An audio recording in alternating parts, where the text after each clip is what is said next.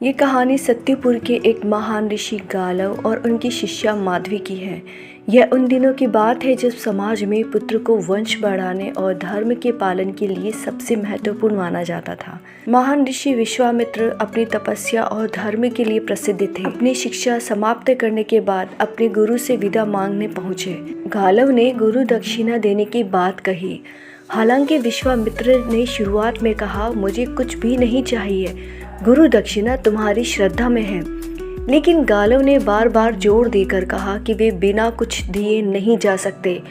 ऋषि विश्वामित्र ने अंततः कहा, यदि तुम सच में मुझे गुरु दक्षिणा देना चाहते हो तो 800 श्वेत अश्व जो एक कान में काले हो ला कर दो। ये सुनकर गालव स्तब्ध रह गए। वे जानते थे कि ऐसे अश्व प्राप्त करना सरल कार्य नहीं था। गालव ऋषि को समझ नहीं आ रहा था कि वे इतने दुर्लभ अश्व कहाँ से लाए। उनकी व्याकुलता देखकर उन्होंने अपने गुरु विश्वामित्र से कुछ समय मांगा और उनके आशीर्वाद के साथ यात्रा पर निकल पड़े। अपनी यात्रा के दौरान गालव महान चक्रवर्ती सम्राट ययाति के पास पहुँचे। राजा ययाति अपनी बुद्धिमत्ता और न्यायप्रियता के लिए प्रसिद्ध थे। गालव ने उनके दरबार में अपनी समस्या रखी। ययाति ने ध्यानपूर्वक उनकी बात सुनी और कहा, ऋषिवर, 800 अश्व जुटाना अत्यंत कठिन है, लेकिन आपके लिए एक समाधान है।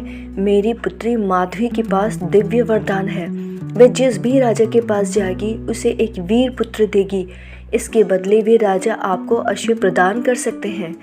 माधवी को यह वरदान भगवान विष्णु से मिला था। वह अमर्यादा और शारीरिक प्रभाव से मुक्त थी। सबसे अद्भुत बात यह थी कि वह कुमारी को कभी नहीं खोती थी, चाहे वह कितनी भी बार गर्भवती क्यों ना हो।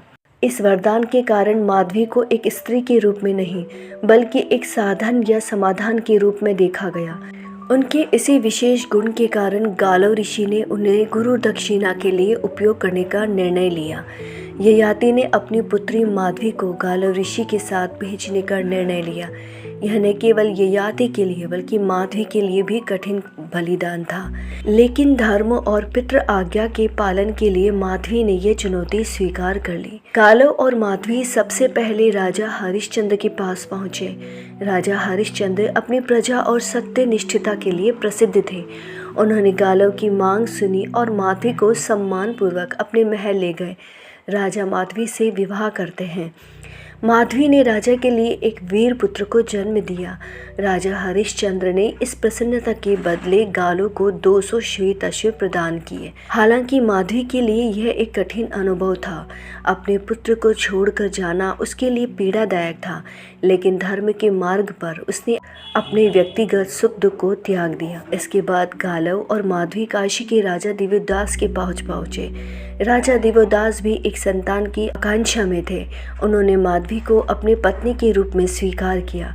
माधवी ने राजा दिव्यदास को भी एक तेजस्वी पुत्र दिया और इसके बदले राजा ने गालव को 200 श्वेत अश्व प्रदान किए। दूसरे राजा दिव्यदास से 200 श्वेत अश्व प्राप्त करने के बाद गालव ऋषि और माधवी ने तीसरे राजा की ओर यात्रा की। अब उनकी मंजिल थी अयोध्या के प्रसिद्ध और शक्तिशाली राजा अश्वपति का राज दरबार। उनके जीवन की भी सबसे बड़ी कमी थी कि उनके पास कोई संतान नहीं थी। राजा अश्वपति ने माधवी के साथ एक धर्मपत्नी के समान व्यवहार किया। राजा अश्वपति को भी एक वीर और तेजस्वी पुत्र प्रदान किया। 200 श्वेत अश्व के साथ उन्होंने पूरे आदर और सम्मान के साथ व्यवहार किया। अब गालव के पास कुल 600 अश्व हो चुके थे। गालव माधवी को लेकर राजा उशीनर के पास जाते हैं और उनसे निवेदन करते हैं कि वे माधवी के साथ विवाह करें, उनसे पुत्र उत्पन्न करें और बदले में 200 श्वेत अश्व प्रदान करें। राजा उशीनर ने इस प्रस्ताव को स्वीकार किया। उशीनर जानता थे कि माधवी को वरदान प्राप्त है कि वह पुत्रवती होने के बाद पुण्य कुमारी प्राप्त कर लेगी। इस वरदान के कारण माधवी को एक संपत्ति के रूप में देखा जाता था। उशीनर इस बात का लाभ उठाने का निर्णय करते हैं। पुत्र प्राप्त करने के बाद वादे किए गए 200 श्वेत अश्व देने से इनकार कर देते हैं। वे गालव और माधवी से कहते हैं कि उनकी सेना के पास इतने अश्व नहीं हैं। उशीनर ये जानते हुए भी कि गालव को अपनी गुरु दक्षिणा पूरी करनी है, उन्हें अन्य स्रोतों से अश्व लाने की सलाह देते हैं। उशीनर ने यह भी संकेत दिया कि गालव को माधवी को अन्य राजाओं के पास ले जाने देना चाहिए ताकि वह श्वेत अश्व एकत्र कर सके। यह व्यवहार माधवी के प्रति उनके असंवेदनशील और स्वार्थी स्वभाव को दिखाता है। माधवी इसी छल और अपमान को सहन करती है क्योंकि वह अपने पिता और गालों की प्रतिज्ञा को पूरा करना चाहती थी। उनके छल से यह स्पष्ट होता है कि राजाओं के पास शक्ति होने के बावजूद भी वे नैतिक मूल्यों से कितने दूर थे। गालो ऋषि और माधवी ने सोचा कि 600 अश्वों के साथ ऋषि विश्वामित्र के पास लौटा जाए। जब वे पहुँचे तो विश्वामित्र ने कहा, तुमने अपनी पूरी कोशिश की है, मैं तुम्हारे प्रयास से प्रसन्न हूँ। उन्होंने 600 अश्वों को स्वीकार कर लिया और गालो को क्षमा कर दिया। माधवी के जीवन में एक के बाद एक त्याग और बलिदान ही लिखे थे। उसने धर्म और परिवार के लिए अपने सुखों को नष्ट कर दिया, लेकिन इस प्रक्रिया में वह अकेली और दुखी हो गई थी। उसने पुत्र को जन्म दिया, लेकिन किसी के साथ रहने का सौभाग्य उसे नहीं मिला। कई वर्षों बाद माधवी ने एकांत जीवन जीने का निश्चय किया। वह अपनी तपस्या में लीन हो गई और शांति प्राप्त करने का प्रयास किया। महिलाओं की स्थिति आज ही नहीं बल्कि सदियों से महिलाओं का शोषण ही होता आया है, जो कि इस कहानी से प्रतीत होता है। यदि ये कहानी आपको अच्छी लगी है तो please like share and subscribe my channel. Radhe Radhe.